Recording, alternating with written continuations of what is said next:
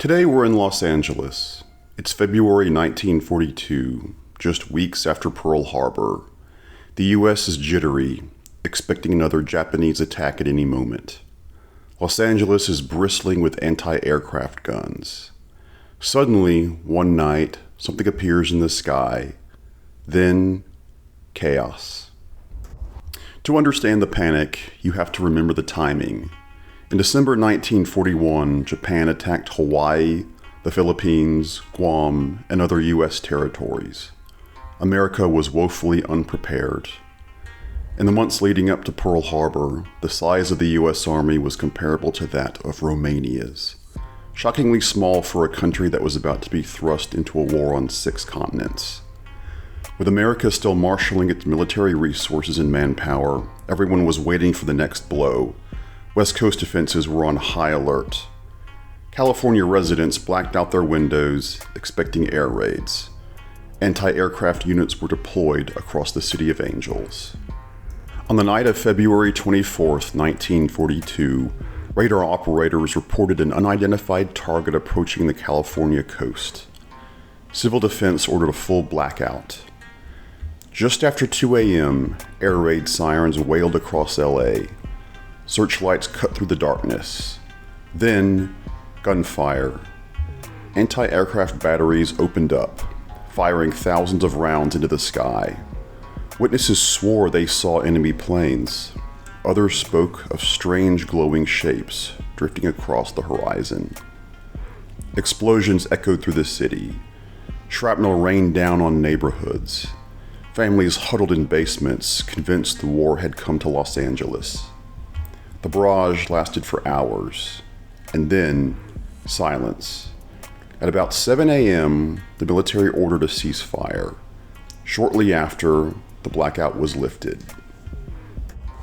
By morning, the city was in shock. Anti-aircraft shells littered the streets.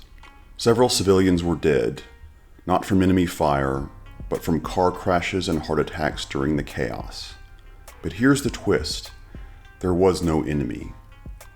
The Army quickly announced that it had been a false alarm, possibly triggered by weather balloons or misidentified aircraft.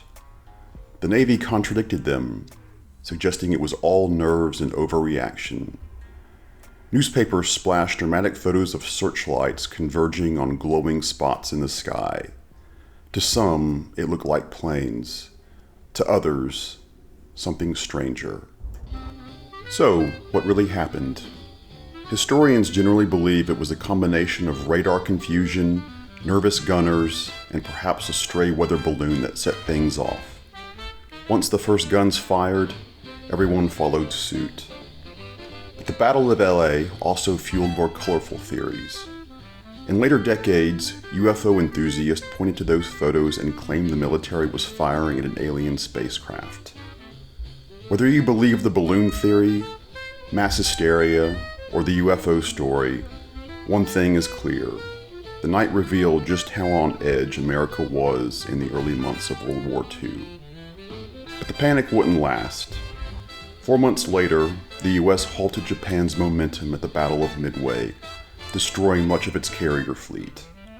With the immediate threat pushed back, fears of coastal attacks, blackouts, and evacuations eased, restoring public confidence that the Pacific coast was no longer vulnerable. The Battle of Los Angeles quickly became part of California folklore. It showed how fear can spiral into chaos and how a nervous trigger finger can turn a city into a battlefield without a single enemy shot fired. Decades later, the event would inspire Steven Spielberg's comedy classic, 1941. And it's still remembered today, not just as wartime novelty, but as a symbol of how fragile the line is between vigilance and panic. So, the next time you see those famous black and white photos of searchlights cutting across the LA sky, remember, in 1942, the City of Angels went to war against shadows.